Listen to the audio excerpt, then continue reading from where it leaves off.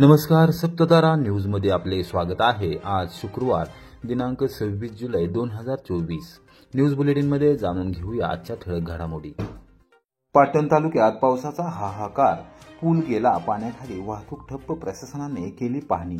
पाटण तालुक्यामध्ये पावसाचे रिपरिप सुरू असून कोयना धरणातून सलग दुसऱ्या दिवशी शुक्रवारी 32,100 क्युसेस पाणी कोयना नदीपात्रात सोडले जात आहे। त्यामुळे अनेक पुलावरून पाणी गेले असून जनजीवन विस्कळीत झाले आहे।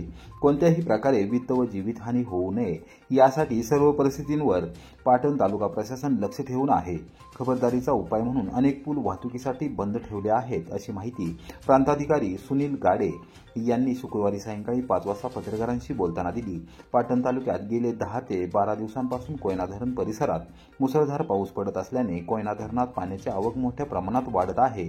तालुक्यात गेले 2 आठवडे मुसळधार पाऊस पडत आहे, त्यामुळे कोयना, केरा, काजळी, कापणासह सर्वच नद्यांना पूर आला असून त्या धोक्याच्या पातळीवरून वाहत आहेत। अनेक लहान पूल पाण्याखाली गेल्याने वाहतूक विस्कळीत झाली आहे।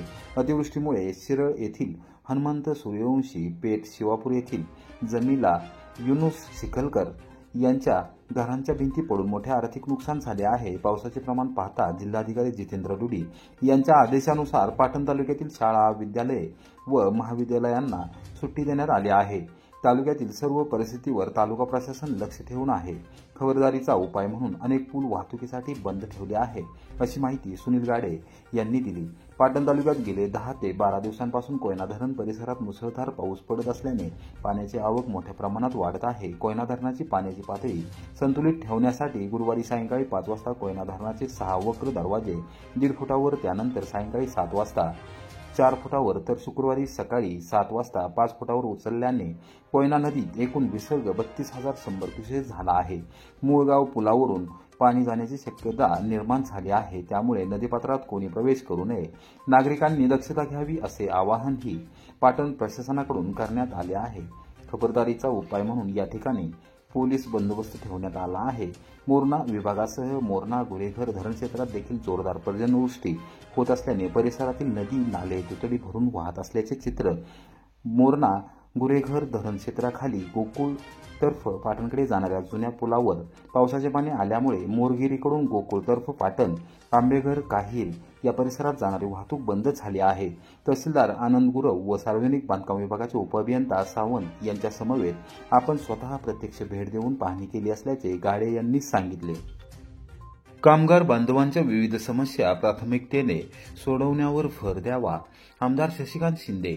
सातारच्या शासकीय विश्रामगृहावर घेतली प्रशासकीय अधिकाऱ्यांची बैठक। सातारा जिल्ह्यात काम करत असलेल्या विविध क्षेत्रातील कामगार बांधवांच्या विविध समस्या प्राथमिकतेने सोडवण्यावर भर द्यावा, कामगारांना कोणत्याही प्रकारची अडचण येऊ नये याची दक्षता घ्यावी, अशा स्पष्ट सूचना माजी मंत्री आमदार शशिकांत शिंदे यांनी दिल्या। सातारा येथील शासकीय विश्रामगृहावर शुक्रवारी दुपारी 4 वाजता विविध क्षेत्रातील कामगारांच्या प्रलंबित मागण्या आणि समस्यांच्या अनुषंगाने व्यापक बैठक आमदार शिंदे यांनी घेतली। त्यावेळी त्यांनी प्रशासकीय अधिकाऱ्यांना सूचना दिल्या। सहाय्यक कामगार आयुक्त भिसले, महावितरण कंपनीचे सातारा ग्रामीण उपविभागाचे उपकार्यकारी अभियंता प्रशांत वाघ यांच्यासह प्रशासकीय अधिकारी यावेळी उपस्थित होते। कामगार वर्ग मुळे औद्योगिक क्षेत्र आणि व्यापारी क्षेत्र टिकून आहे। कामगारांवर कोणत्याही परिस्थितीत अन्याय होणार नाही याची दक्षता कामगार विभागाने घेतली पाहिजे, अशी अपेक्षा व्यक्त करून आमदार शिंदे यांनी प्रत्येक कामगाराचे प्रश्न जाणून घेतले आणि तात्काळ जागेवर सोडवण्याचा प्रयत्न केला। यावेळी प्रशासकीय अधिकाऱ्यांबरोबर त्यांनी विविध विषयांवर सविस्तरपणे चर्चा केली, तसेच कामकाजाचा आढावा घेतला।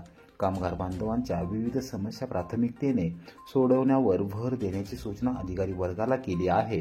कोणत्याही कामगाराला प्रशासकीय कामकाजामध्ये अडचण असल्यास त्या तात्काळ दूर करण्याच्या सूचना केल्या। तसेच बेरोजगारीवर मात करण्यासाठी साताऱ्यातील युवकांना रोजगार उपलब्ध करून देण्यासाठी उपाययोजना करण्याची मागणी केली असल्याचे आमदार शशिकांत शिंदे यांनी सांगितले। श्री क्षेत्र शिरडोन येथे 29 जुलै रोजी परमपूज्य महंत बाबा रामगिरी महाराज यांच्या पुण्यतिथीनिमित्त विविध धार्मिक कार्यक्रम। श्री क्षेत्र शिरडोन येथे 29 जुलै रोजी परमपूज्य महंत ब्रह्मालीन बाबा रामगिरी गुरु हरिगिरी महाराज यांच्या पुण्यतिथीनिमित्त विविध धार्मिक कार्यक्रमांचे आयोजन करण्यात आले आहे।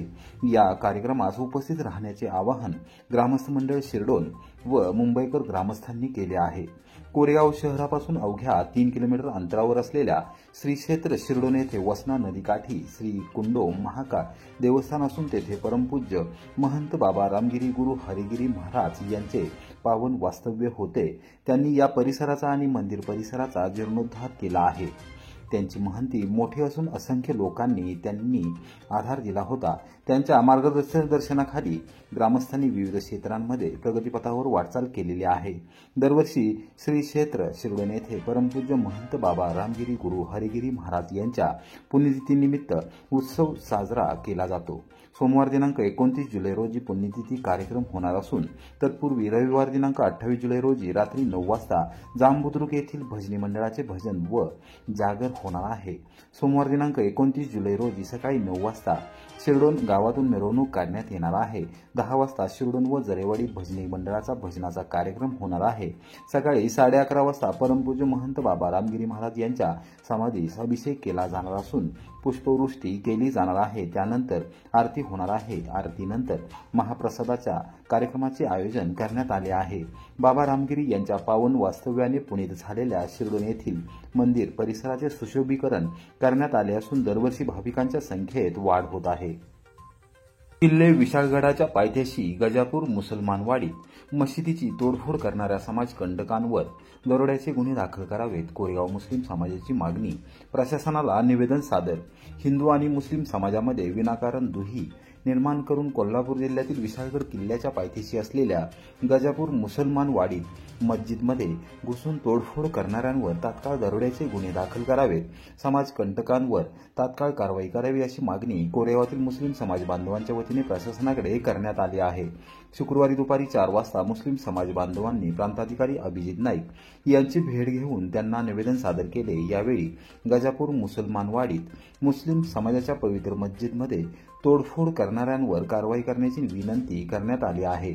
जामा मस्जिदचे अध्यक्ष हमीद मुल्ला, नूर अली पटवेकर, फिरोज बागवान, शौकत कुरेशी, असलम कागदी, नूर काझी, राजू मुल्ला, जावेद कुरेशी, इरफान कुरेशी व शौकत कुरेशी यांच्यासह समाज बांधवांनी कोल्हापूर जिल्ह्यातील किल्ले विशाळगडाच्या पायथ्याशी असलेल्या मुसलमानवाडी मस्जिदमध्ये घुसून केलेल्या तोडफोडीची सविस्तर माहिती दिली। विनाकारण हिंदू आणि मुस्लिम समाजामध्ये तेढ निर्माण करण्याचा प्रयत्न समाजकंटकांनी केला आहे।